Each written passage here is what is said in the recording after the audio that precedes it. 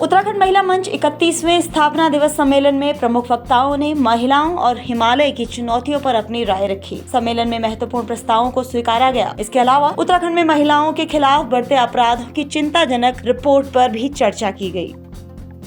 पत्रकार और the wire की संपादक आरफा खानम शेरवानी ने महिलाओं को उनके अधिकारों के लिए एकजुट होने का आह्वान किया। उन्होंने कहा, महिलाएं धर्म और जातियों के दायरे से बाहर निकली। हर धर्म में महिलाओं को हमेशा से दोयम दर्जे माना जाता रहा है। उन्होंने किसान आंदोलन और शाहीन बाग आंदोलन में महिलाओं की भूमिका का जिक्र किया। कुछ समय पहले तक पत्रकारिता में महिलाओं के लिए कोई खास जगह नहीं होती थी, लेकिन अब महिलाएं राजनीतिक, आर्थिक और विदेशी मामलों जैसे बीट पर काम कर रही हैं। उन्होंने नेतृत्व में महिलाओं की कमी पर अफसोस जताया। मैंने कहा कि राजनीति इस तरह से हुई है साथ में और उनके मुद्दे कुछ हैं, लेकिन ये सही समय है। उत्तराखंड महिला मंच ने इसको उठाकर एक तरह से हमारे सामने लेकर आई है कि महिलाओं को अपने मुद्दे याद हैं और महिलाओं को ये भी याद है कि हमें बराबरी का समाज का जो निर्माण है, जब हम विकास हम बात करते हैं तो महिलाओं को उसमें साथ दें। चाहे राजनीति देखिए आप, संसद से लेकर सड़क तक राजनीति इस तरह की है कि महिला आरक्षण को लेकर पार्टी ये कहती है कि उन्होंने बिल भी पास करा लिया है 2029 में। बताया जा रहा है कि महिलाएं जो है वो 1/3 हिस्सा बन जाएंगी संसद का, विधानसभा का, लेकिन वो महिला नेता है कहाँ, वो बनेगी कहाँ? जो जिनको इलेक्शन लड़ना, जो चुनाव लड़ेंगे और फिर संसद में, विधानसभा में और पंचायतों में बैठेंगी, महिलाएं आएंगी कहाँ से? तो महिलाएं इसी तरह के मंचों से जो विदेशी राजनीति है वो महिला नहीं चाहिए हमें, जो कांग्रेस की राजनीति है, बीजेपी की राजनीति, हमें महिला नेता ऐसी चाहिए जो महिलाओं की बात करें। प्रसिद्ध वैज्ञानिक और पर्यावरणविद डॉक्टर रवि चोपड़ा ने हिमालय और उसकी चुनौतियों पर बात। उन्होंने कहा, हिमालय देखने में मजबूत लगता है, लेकिन वास्तव में यह बहुत कमजोर है। बड़े बांध और चौड़ी सड़कें हिमालय को और कमजोर कर रही हैं। उन्होंने कहा, घने जंगलों की कटाई से भूजल का स्तर कम हो रहा है और नदियों में पानी की कमी हो रही है। अगर समय रहते उपाय नहीं किए गए तो यह भीषण तबाही का निमंत्रण होगा। उत्तराखंड महिला मंच की ओर से 4 प्रस्ताव पारित किए गए। ओशिन ने ट्रांसजेंडर समुदाय के अधिकारों की बात की। शीला रजवार ने मुजफ्फरनगर कांड के दोषियों को सजा, गैरसैंण राजधानी और अंकिता के VIP का नाम उजागर करने का प्रस्ताव रखा। विमला कोहली ने जल जंगल जमीन पर अधिकार की बात की। राजनीति और उत्तराखंड में सांप्रदायिक वैमनस्य के खिलाफ प्रस्ताव रखा। उन्होंने कहा कि उत्तराखंड महिला मंच ने राज्य आंदोलन में बढ़ चढ़कर हिस्सा लिया है और नेतृत्व किया है। उत्तराखंड की महिलाओं के संघर्ष और बलिदान के कारण आज उत्तराखंड राज्य हमें प्राप्त हुआ है, लेकिन राज्य स्थापना के 24 साल बाद भी जल जंगल जमीन और पलायन जैसे मुद्दे आज भी हाशिए पर है। उन्होंने कहा कि मुजफ्फर कांड में दोषियों को सजा नहीं मिली और अंकिता भंडारी जैसी मासूम बच्चियों के साथ दुर्व्यवहार के मामले सामने आ रहे हैं।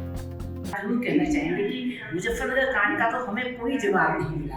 आज तक उसके जो हमारी महिलाओं के बलात्कारी थे, जो हमारे युवाओं के हत्यारे थे, जिन्होंने नारसन और मुजफ्फरनगर में हमारे लोगों को खून दिया, हमारी महिलाओं के साथ कुकर्म किया, तो ऐसे लोगों को आज तक इन सरकारों ने कोई दंडित नहीं किया, बल्कि उनको उच्च पदों पर रखा गया है। तो वो तो हम झेल ही रहे हैं, उसको तो हम आगे लड़ाई लड़ेंगे ही। लेकिन अंकिता राज्य करने के बाद हमें क्या मिला?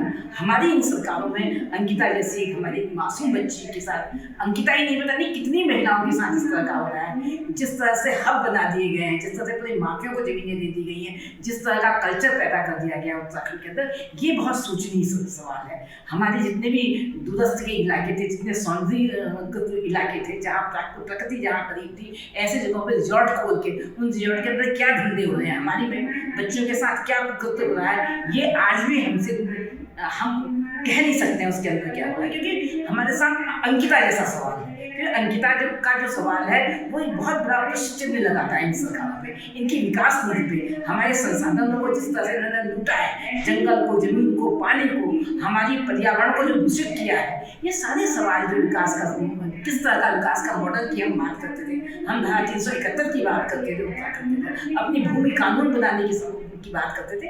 आज आपने किस तरह का भूमि कानून हमको 18-22 में दिया है, हमारी सारी जमीनें माफियाओं को दे दी गई हैं। तो ये सारे प्रश्न जो हैं, इनके सवालों को साथ लेके इनके संघर्ष को आगे कैसे बढ़ाया जाएगा, आज हम इसी का मंथन यहाँ पे कर रहे हैं। हमने बहुत सारे प्रस्ताव पारित किए हैं। आज हमने अपने मुख्य अतिथि के रूप में एक ऐसी महिला को अपने बीच में बुलाया है जिन्होंने बहुत कुछ सिखला है और जो आज भी शायद जनता के बीच में जिस मजबूती के साथ खड़ी है, जिस तरीके से वो जनता के मुद्दों को उठाती हैं। और सबसे बड़ी बात है कि इस उत्तराखंड जो एक शांत और बहुत शांत इलाका था, क्षेत्र था पूरा का पूरा, हिंदू मुस्लिम बहुत एकता के साथ रहते थे। कभी भी आपने जातिगत धर्म के आधार पे कभी भी यहाँ पे भेदभाव नहीं देखा होगा। आज सरकारों ने किस तरीके से यहाँ पे इंसान के खिलाफ खड़े करने की कोशिश की है, हमारे मुद्दों को दरकिनार करते हुए आप किस तरीके से सांप्रदायिक मुद्दों को उठा रहे हैं इस उत्तराखंड की शांत वादियों में। डॉक्टर उमा भट्ट ने अपने अध्यक्षीय भाषण में महिला मंच की 30 वर्षों की यात्रा का उल्लेख किया। उत्तराखंड महिला मंच की कमला पंत ने मंच के 30 वर्षों की यात्रा पर विस्तृत रिपोर्ट प्रस्तुत की। उत्तराखंड आंदोलन में सक्रिय रही महिलाओं ने 30 वर्षों की यात्रा पर एक गीत नाटिका भी प्रस्तुत की। कार्यक्रम का संचालन चंद्रकला और निर्मला बिष्ट ने किया। मंच की संस्थापक सदस्य भुवनेश्वरी कठैत का विशेष सम्मान किया गया। महिलाओं के खिलाफ बढ़ते अपराध। राष्ट्रीय अपराध रिकॉर्ड ब्यूरो NCRB की रिपोर्टों के अनुसार उत्तराखंड में महिलाओं के प्रति अपराधों की संख्या में निरंतर वृद्धि हुई है। 2022 में 4,337 मामले दर्ज हुए हैं, जिसमें बलात्कार के 867 मामले शामिल हैं। 2021 में 3,430 मामले दर्ज हुए हैं, जिसमें बलात्कार के 740 मामले शामिल हैं। 2020 में 2,523 मामले दर्ज हुए हैं, जिसमें बलात्कार के 570 मामले शामिल हैं। जिलावार अपराध के आंकड़ों की बात करें तो उधम सिंह नगर में 239 मामले, हरिद्वार में 232 मामले, देहरादून में 177 मामले दर्ज हुए। वहीं दहेज हत्या के मामलों की बात करें तो 2022 में 70 मामले दर्ज हुए। महिला अपहरण 2022 में 395 मामले दर्ज हुए। अन्य अपराधों की बात करें तो दहेज हत्या के मामलों की संख्या 2022 में 70 थी, जबकि महिला अपहरण के 395 मामले दर्ज हुए। 2020 में साइबर अपराध के मामलों में दोगुनी वृद्धि दर्ज की गई, जो महिलाओं के प्रति ऑनलाइन अपराधों में बढ़ोतरी का संकेत है। इन आंकड़ों से स्पष्ट है कि महिलाओं की सुरक्षा के लिए सख्त कदम उठाने और अपराधों की रोकथाम के लिए प्रभावी नीति निर्माण की आवश्यकता है।